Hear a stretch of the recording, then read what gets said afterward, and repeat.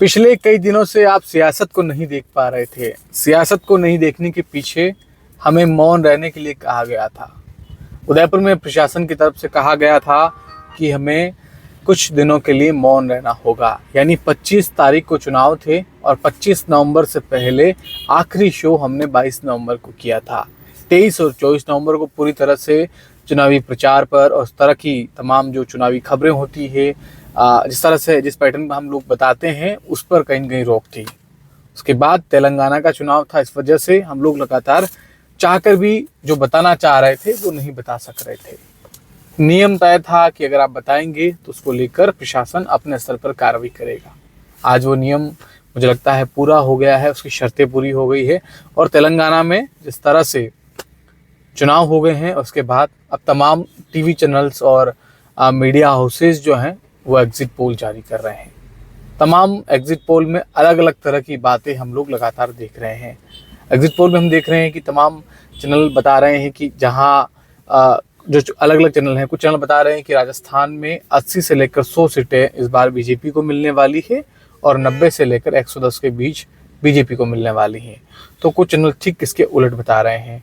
तो अलग अलग 6-7 एजेंसीज जो हैं वो चैनल्स के साथ मिलके अपने सर्वे जारी कर चुके हैं।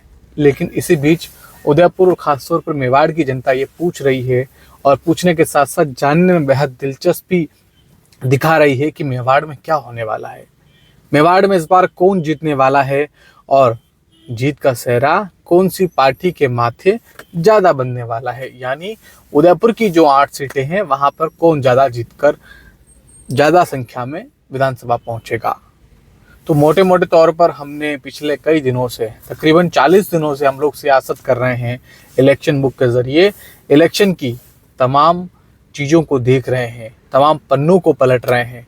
तो हमने ये जाना कि यहाँ पर भले ही कांग्रेस पूर्वी राजस्थान में या पश्चिमी राजस्थान में मजबूत हो, मगर दक्षिणी राजस्थान में अभी कांग्रेस जितनी एक होनी चाहिए थी और जो स्कीम आम लोगों तक पहुँचनी चाहिए थी उतनी पहुँची नहीं। तो उसका सीधा सीधा खामियाजा जो है कहीं न कहीं कांग्रेस को भुगतना होगा। इसके अलावा जिस तरह से बाप और पीटीपी का असर इन तमाम इलाकों में हुआ है, उसका असर भी आने वाले दिनों में कहीं न कहीं जब परिणाम आएंगे तो हम देखेंगे कि इसका असर दोनों पार्टियों को भुगतना होगा। मगर ज़्यादा किसे भुगतना होगा, ये बड़ा सवाल है। बाप जिस तरह से तमाम सीटों पर आई है और ख़ासतौर पर जनजातीय सीटों पर बाप इस बार निर्णायक होने की बात कर रही है, ऐसे में फ़ायदा किसे होगा। देखिए, आप पहला उदाहरण समझते हैं खेरवाड़ा से। आप खेरवाड़ा का सबसे पहले उदाहरण लीजिए कि जिस इलाके से दयाराम परमार कांग्रेस के प्रत्याशी हैं, उसी इलाके से बाप के प्रत्याशी हैं। यानी एक इलाके से जब 2 लोग होंगे तो यकीन मानिए कहीं कहीं वोट तो कटेगा, और एक ही इलाके से जब 2 लोग होंगे तो वोट भी डिवाइड होगा। ये तो आप मानकर चलिए कि जिस तरह से 60% 70% एसटी वर्ग का वोटर वहाँ पर है, ऐसे में एसटी का जो वोट है अगर 20% 25% या 15% 25% 30% भी बढ़ता है, आपस में तीनों पार्टियों में डिवाइड होता है, तो अब निर्णायक कौन है? तो निर्णायक होता है वहाँ पर जनरल वोटर। एसटी के अलावा जो ओबीसी वोटर है वो वहाँ पर निर्णायक होगा। ये बात सलूम्बर में हो, जहाँ पर पटेल हो, कलाल हो या तमाम दूसरी जातियों के जो लोग हैं वो हों या राष्ट्रीय मतदाता हों, चाहे आप यही बात लागू कर लीजिए उदयपुर ग्रामीण में। कहने को भले ही ये एसटी की सीट है, मगर आप उदयपुर शहर के 70 में से 20 वार्ड कहाँ आते हैं? उदयपुर शहर में आते हैं। इसके अलावा उदयपुर शहर के आसपास का इलाका आप देखिए जो कहीं न कहीं उदयपुर ग्रामीण में आता है, तो वहाँ पर बीजेपी मजबूत है। तो स्वाभाविक तौर पर जो आदिवासी इलाके हैं वहाँ पर कांग्रेस मजबूत थी और मजबूत रहने की कोशिश भी कर रही थी। मगर जिस तरीके से बाप और बीटीपी आई है, उसके बाद कांग्रेस को ज़्यादा खतरा हो गया है। यही स्थिति सलूम्बर में है, यही स्थिति जाडोल में है, यही स्थिति कोगुंदा में भी है। हालांकि दोनों ही पार्टियों के अपने दावे हैं, लेकिन कॉन्फिडेंट के साथ साथ और कॉन्फिडेंट कौन दिख रहा है? सबसे ज़्यादा और कॉन्फिडेंट दिख रहे हैं तमाम सीटों के लोग जो ये कह रहे हैं कि हम 30,000 से जीत रहे हैं, 20,000 से जीत रहे हैं, 25,000 से जीत रहे हैं। अगर हम सबसे पहले बात करते हैं उस सीट की जहाँ सबसे कम अंतर रहने वाला है, मेवाड़ की सबसे हॉट और सबसे चर्चित सीट जिसे कहें वो है वल्लभनगर। वहाँ पर इस बार त्रिकोणीय मुकाबला कहीं न कहीं नज़र आ रहा था। जब 25 तारीख को चुनाव हो रहे थे हम और हमारे तमाम साथी ग्राउंड रिपोर्ट्स कर रहे थे, लोगों से बात कर रहे थे, और एग्जिट पोल यानी वोट कास्ट करके जब बाहर लोग आते हैं उनसे आप बात करेंगे तो वो क्या बोल रहे थे। वो लोग बता रहे थे, वल्लभनगर के इलाके में हम पहुंचे थे, बटेवर के इलाके में कुछ लोगों से बातचीत की गई, खेरौदा में की गई, भिंडर में की गई, वल्लभनगर में की गई, कुराबड़ में की गई, कानोड़ में की गई और बालाथल में की गई। बातचीत तो खैर कई इलाकों में की गई। तो अगर हम वल्लभनगर की बात करते हैं तो यहाँ पर हम देखते हैं कि 2021 में जो सहानुभूति थी प्रीति शेखावत के प्रति, वो इस बार कहीं ना कहीं थोड़ी सहानुभूति कम हुई है। यानी कांग्रेस के साथ वोट बैंक चिटका है, वोट बैंक कम हुआ है, तो ये फायदा किसको पहुंचेगा। जो आरएलपी का साथ लेकर उदयलाल डांगी बड़ी बड़ी बातें कर रहे थे कि उन्हें तमाम ओबीसी वर्ग का साथ है, इस बार वो ये करके दिखाएंगे, वो करके दिखाएंगे, लेकिन वो फैक्टर्स पब्लिक में बहुत ज़्यादा इम्पैक्टिव यानी प्रभावित करने वाला नहीं दिख रहा था। यानी वहाँ पर जो टक्कर थी वो सीधी सीधी कांग्रेस और जनता सेना की थी। यानी प्रीति शेखावत और दीपेंद्र कुंवर के बीच वल्लभनगर की सीट पर सीधा मुकाबला है। भले ही बीजेपी के तमाम दावे हों, प्रदेश अध्यक्ष कह रहे हों कि वल्लभनगर में इस बार हम जीत कर दिखाएंगे, मगर उस दावे से उलट हकीकत यह है कि वहां पर बीजेपी दौड़ में शायद नहीं है। ये हमने महसूस किया है। ये सियासत के जरिए और मेवाड़ उदय के जरिए हम दावे से कह रहे हैं कि वहां पर इस बार बीजेपी सेकंड नहीं बल्कि थर्ड नंबर पर रहने वाली है। अब बड़ा सवाल यही कि फर्स्ट पर कौन रहने वाला और सेकंड पर कौन रहने वाला है। जो वोटों का प्रतिशत है वो ये बताता है कि जिस तरह से कुराबड़ का इलाका है वहाँ पर बीजेपी प्लस में है, मगर बानोड़, भिंडर तमाम इलाकों में जनता सेना प्लस में है, वल्लभनगर में कांग्रेस प्लस में है। उसके अलावा जो अंतर बसता है वो कैसे कवर होगा। अगर मोटे मोटे तौर पर हम देखते हैं तो जीत की संभावनाओं पर अगर आप पूछें एक नाम बताएं तो बता पाना बेहद मुश्किल है, मगर फिर भी ये कहा जा सकता है कि वहाँ पर 51% जीतने की संभावनाएं जनता सेना के साथ है। तो कांग्रेस के साथ कितनी हुई? 49% संभावनाएं आप कांग्रेस के साथ जोड़कर मानकर चलिए। तो यानी जो एग्जिट पोल हैं, तमाम दावे हैं, वोटों के रेशो के लिहाज से अगर हम बांटे और सैम्पलिंग के हिसाब से बांटे तो तकरीबन 200 से 250 लोगों के सैंपल सर्वे को हम उठाते हैं। देखिए, जिस तरह से तमाम मीडिया हाउसेस बड़ी संसाधन लगाकर कहीं कहीं वहां पर काम कर रहे हैं, लोगों से बात कर रहे हैं, वही हम करते हैं। तो एक सीट पर 200 से 250 लोगों पर हमने बातचीत करी है, उनके मन को टटोलने की कोशिश करी है, स्थानीय पत्रकारों से बात करी है, तमाम लोकल लोगों से बात करी है। हालांकि मुझे लगता है 2 लाख 2.5 लाख वाली विधानसभा या 1.5 लाख वाली विधानसभा के बीच 250 लोगों से बात करना थोड़ा बता पाना मुश्किल होता है, मगर कहीं न कहीं मुड़ जो है वो भापा जा सकता है। जो जनता सेना तकरीबन 3 महीने पहले कमजोर सी दिख रही थी, कंफ्यूज सी 1 महीने पहले दिख रही थी, मगर लास्ट के दिनों में उन्होंने अपने आप को कवर्ट किया है और इसी वजह से वो कहीं कहीं इस जीत की रेस में अपने आप को आगे मान रही है, आगे दिख भी रही है। तमाम इलाकों में इस बात की चर्चा है कि जनता सेना कितने हजार वोटों से जीतेगी। मुझे लगता है ये बहुत बारीक अंतर रहने वाला है, 3000 से 5000 के बीच भी हो सकता है, और थोड़ा अगर बढ़ता है तो ये तकरीबन 6-7 हजार के आसपास भी जा सकता है। इसके अलावा आप ये नहीं कह सकते कि वहां पर 100% कांग्रेस हार रही है। संभावनाएं कम बन रही है, संभावनाएं अधिक जनता सेना के साथ है, मगर कांग्रेस भी दौड़ में लगातार बरकरार है। कंधे से कंधा मिलाकर प्रीति शेखावत दौड़ में आगे थी। अब चूंकि साइलेंट वोटर है, साइलेंट वोटर ने किसको कब कितना वोट दिया बहुत ज्यादा खुलकर कुछ सैंपल सर्वे के आधार पर नहीं कहा जा सकता, मगर यहाँ पर सीधा मुकाबला जनता सेना और कांग्रेस के बीच है, और यहाँ पर किस कांटे की टक्कर के बीच हल्की सी भारी यहाँ पर जनता सेना पड़ रही है। तो ये है वल्लभनगर की गणित। इसके ठीक बाद हम आते हैं उदयपुर शहर में। उदयपुर शहर में मुकाबला था कांग्रेस के प्रोफेसर गौरव वल्लभ और बीजेपी के ताराचंद जैन के बीच। चूंकि कहने को तो ये ताराचंद जैन की परंपरागत सीट है, और जिस तरह से लास्ट में संघ की वर्किंग स्टाइल रही है, उन्होंने 2021 में जिस तरह से कोविड में किए कामों को गिनाया, बताया, महसूस कराया, और अंदर ही अंदर जो कमजोर कड़ियाँ थी उन्हें मजबूत करके तमाम समाजों को साधा, और जहाँ जहाँ कांग्रेस कमजोर हो रही थी वहाँ ज़्यादा कमजोर करवाया। वो अंतर कहीं न कहीं यहाँ पर बीजेपी को प्लस कर रहा है। लेकिन ये अब मान कर चलिए, जिस तरह से गौरव वल्लभ ने उदयपुर में माहौल बनाया, जिस तरह से कुछ महीनों में आकर उन्होंने उदयपुर में एहसास कराया, उस बीच उनकी जो परफॉर्मेंस है वो काफ़ी अच्छी दिख रही है। यानी वो बहुत कम अंतर से यहाँ पर थोड़े पिछड़ रहे हैं। ताराचंद जैन जीत भी रहे हैं तो सिर्फ और सिर्फ संगठन की वजह से, संगठन के काडर बेस कार्यकर्ताओं की वजह से, संगठन की मजबूत पकड़ की वजह से। आप देखिए कि यदि उदयपुर में, मुझे लगता है, स्वाभिमान रैली की बात ना करें तो शायद बात अधूरी रह जाएगी। किसी में कर दिखाने का, पार्टी से खिलाफत कर दिखाने का मादा था तो वो पारस सिंघवी में था। जैसे ही टिकट का ऐलान होता है पारस सिंघवी आते हैं।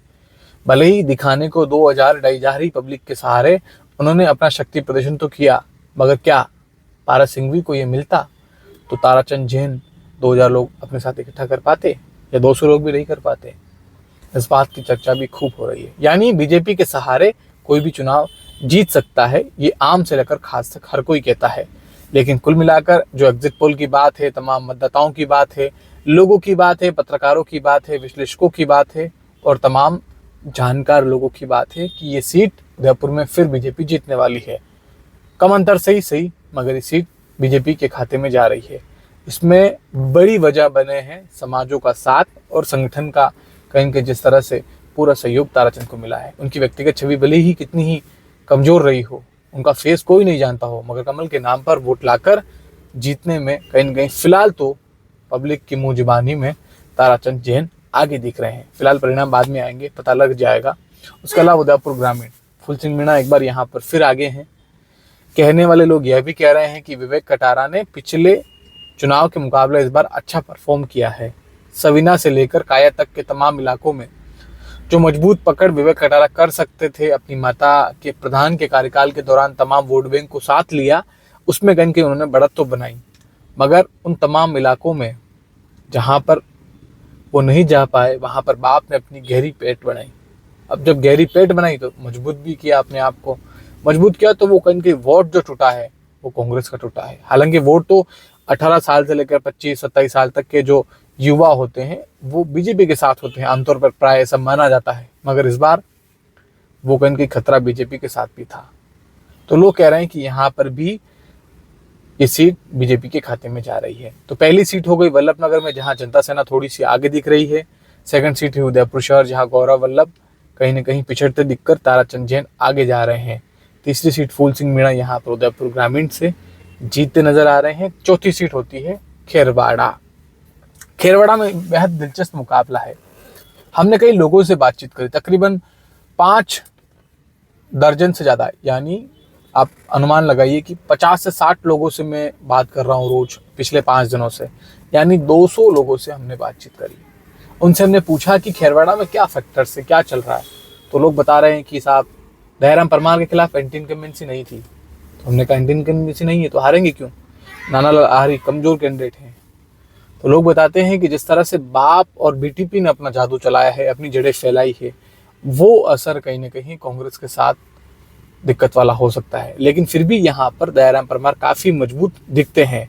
वो अलग बात है कि बाप की वजह से बहुत ज़्यादा वोट अगर शिफ्टेड होते हैं और यदि निर्णायक स्थिति में बाप बहुत अच्छे वोट लाती है तो सीधा सीधा फायदा जो है वो बीजेपी के खाते में जाता है। तो यहाँ पर वह दिलचस्प मुकाबला है, मगर फिर भी दयाराम परमार इस सीट पर थोड़े आगे नजर आ रहे हैं। चूंकि ये देखिए अंतिम परिणाम नहीं है, मुझे लगता है ये एग्जिट पोल तमाम 200-400 लोगों की मुंह जुबानी और आकलन के आधार पर किया गया है। इसमें कुछ संभावनाएं बनती है कि इसमें कुछ बदलाव होगा या हो सकता है। इसके अलावा सलूम्बर की बात करते हैं। रघुवीर मीणा ने पूरी कोशिश करी कि जिला बनाने के लिए वो हर कोशिश करें, जिला बनाया भी, मगर इसके बावजूद हुआ क्या, सरड़ा इलाके के लोगों को मनाने के लिए नगर पालिका बनाई, रेलवे स्टेशन बना, उसके बाद भी लोगों को जिस तरह से बजट की ज़रूरत हुई तमाम काम आए। यानी केंद्र जब काम कर रही थी तो राज्य की सरकार के जरिए भी रघुवीर मीणा यहाँ पर काम करा रहे थे, मगर उन्हें डुबाने में लगातार कांग्रेसी काम कर रहे थे। परिवारवाद और अपना भविष्य कहीं न कहीं खतरे में देखकर तमाम कांग्रेसी ये चाह रहे थे कि वो फिर अपना विधायक का तीसरा चुनाव हार जाएं। तो ये कहीं न कहीं लोगों के मन में था और अमृतलाल मीणा फिर वही अति संवेदनशील सीट पर हिंदू वर्सेस संप्रदाय की बात कहते हुए वोटों को लाने में एकजुट हो रहे थे। हालांकि उनका व्यक्तिगत जनसंपर्क अच्छा है और सबसे अहम चीज़ वहाँ पर संघ की जो पकड़ है वो कहीं ना कहीं तमाम इलाकों में दिखती है और वो चुनाव के वक्त नज़र भी आई। तो फिलहाल यहाँ पर भी बीजेपी बढ़त में नज़र आती है। अब हम चलते हैं गोगुंदा की तरफ। गोगुंदा में भी इस बार मांगेलाल गरासिया बड़े कॉन्फिडेंट दिख रहे थे, मगर लोग कह रहे हैं वो कॉन्फिडेंट नहीं और कॉन्फिडेंट हैं। जिस तरह से उनके खिलाफ सनातन का प्रचार बीजेपी ने किया, भुनाया, वो वहाँ पर नज़र भी आया। बगडुंदा, छाली समेत तमाम इलाकों में मतदान के दौरान हमें जाने का मौका मिला। एक दो संत भी हमें मिले, हमने उनसे बातचीत करी, पूछा कि आपके इलाके में क्या माहौल है, बीजेपी यहाँ पर क्यों जीत सकती है और कांग्रेस यहाँ पर क्यों नहीं जीत पा रही। इस तरह के सवाल भी हमने पूछे थे। तो कहीं न कहीं जो हिंदू विरोधी माहौल था वो यहाँ पर बीजेपी बनाने में कामयाब रही। हमने पूछा दुष्कर्म के मामले में प्रताप गमीती के खिलाफ मामला दर्ज हुआ, तो लोगों ने बताया कि यहाँ पर बहुविवाह की प्रथाएं हैं। ऐसे में जिस तरह से जो महिला थी, पीड़ित महिला थी, वो लिव इन रिलेशनशिप में प्रताप गमीती के साथ रही थी, उसके बाद एक राजनीति के तहत उनके खिलाफ मामला दर्ज हुआ। तो जो पूरा मामला है कांग्रेस यहाँ पर बुना नहीं पाई और प्रताप गमीती अपनी व्यक्तिगत छवि और सामाजिक और संगठन के सहारे लगातार वहाँ पर मजबूत थे और कहीं न कहीं हिंदू विरोधी वोट का खतरा भी मांगेलाल गरासिया को झेलना पड़ा। तो यहाँ पर भी अगर मोटे मोटे तौर पर कहते हैं तो वनवासी कल्याण परिषद का थोड़ा बहुत असर गोविंदा में भी दिखने को मिला था। तो वहाँ पर भी प्रताप गमीती थोड़ा आगे दिख रहे थे, आगे हैं, ये भी हम कह सकते हैं। इसके अलावा अब सीट बचती है जाडोल। जाडोल में भी कुछ इसी तरह की स्थितियाँ थी तमाम इलाकों में। हालांकि हम लोग बहुत ज़्यादा जाडोल के इलाकों में नहीं जा पाए, लेकिन जिस तरह से जो कांग्रेस के प्रत्याशी हैं जाडोल के, हीरालाल दरांगी, वो चूंकि जाडोल के रहने वाले हैं और तकरीबन इस पूरी विधानसभा का अधिकतम हिस्सा जो है कोटला के इलाके से वोटर्स हैं। ऐसे में कहीं न कहीं कोटला का जो तमाम वोट है वो इस बार बीजेपी के साथ था।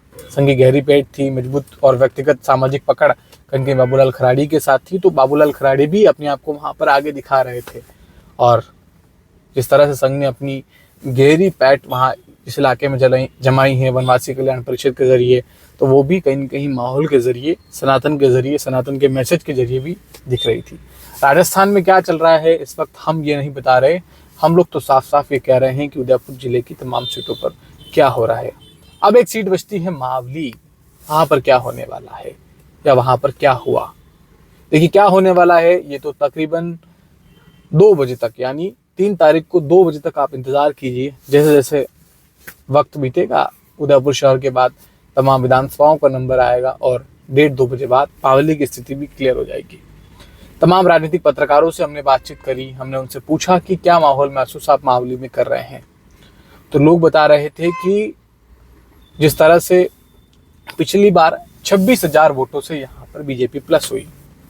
पहली गलती तो बीजेपी ने यहाँ पर ये करी कि उन्हें वहाँ पर ऐसे व्यक्ति को उतारा जो वहाँ जानते नहीं थे लोग। दिनेश कावड़िया को उतारते तो ज़्यादा बेहतर तरीके से वोट लाते, लेकिन चूंकि एक समाज या एक जैन वर्ग का ठप्पा लगता, ऐसे में बीजेपी ने वहाँ पर ब्राह्मण कार्ड उतारने के लिए एक ब्राह्मण को शहीद करने के लिए उतारा। ये तमाम बीजेपी के लोग जानते हैं, सर्वविदित बात है। इसके अलावा क्या, जब बागी हुए कुलदीप सिंह तो आरएलपी में गए, लेकिन आरएलपी में जाने के साथ साथ कहीं कहीं राजपूत वोट बैंक भी है, उनसे नाराज हुआ। अब तमाम तरह से लोग उनके समर्थक दावे कर रहे हैं कि कुलदीप सिंह इस बार 30,000 वोट लाने वाले हैं, 28,000 वोट लाने वाले हैं, 25,000 वोट लाने वाले हैं। लेकिन जो राजनीति से जुड़े लोग हैं वो ये बताते हैं कि 10,000 से लेकर 12,000, 13,000 तक के वोट कुलदीप सिंह लाने की क्षमता रखते हैं। यदि कोई अलग तरह का माहौल पब्लिक में है, साइलेंट वोटर्स अगर कहें, तो ये आंकड़ा 15,000 से 18,000 के बीच भी जा सकता है, मगर वो नहीं कि 35 से 40,000 चला जाए। ये थोड़ा बहुत मुश्किल नज़र आता है। ऐसे में जीतेगा कौन? अगर 15,000 से भीतर 12,000, 10,000 से अंदर रहते हैं तो यह आंकड़ा कहीं न कहीं बीजेपी के लिए थोड़ा फायदेमंद साबित हो सकता है, यानी कांग्रेस को सीधे सीधे तौर पर नुकसान होगा। और सबसे बड़ी बात ये देखिए, जिस इलाके से पुष्कर डांगी आते हैं उसी इलाके से कुलदीप आते हैं, यानी एक इलाके से ही 2 वोट कटे हैं, और जबकि जो बीजेपी के प्रत्याशी हैं वो अलग इलाके से हैं। हालांकि लास्ट टाइम यहाँ पर 26,000 वोटों से जीते, तो इस बार 30,000 नए वोट भी आए हैं। तो आमतौर पर प्राय ये माना जाता है कि जब नए वोटर्स आते हैं, जुड़ते हैं, तो कहीं न कहीं वो राष्ट्रहित में और खासतौर पर बीजेपी के साथ, ऐसा बीजेपी कहती आई है, दावा करती आई है, बीजेपी के साथ जुड़ते हैं। तो नया वोटर अगर जुड़ता है और वो कुलदीप सिंह के सहारे कहीं इनके बीजेपी से खिसकता है तो बीजेपी के लिए बड़ा खतरा है। मगर बीजेपी यहाँ पर अगर 15,000 वोटों से ज़्यादा कुलदीप नहीं बढ़ पाते हैं, 12,000 के आसपास ही रह पाते हैं या उससे भी कम रहते हैं, तो सीधे सीधे तौर पर इसका फ़ायदा बीजेपी को मिलता नजर आता है। लेकिन 15,000 18,000 से अगर क्रॉस कुलदीप सिंह होते हैं तो सीधा सीधा फ़ायदा यहाँ पर कांग्रेस को दिखता है। तो ऐसे में लोग और तमाम लोग जो है मावली में थोड़े फेल से दिख रहे हैं।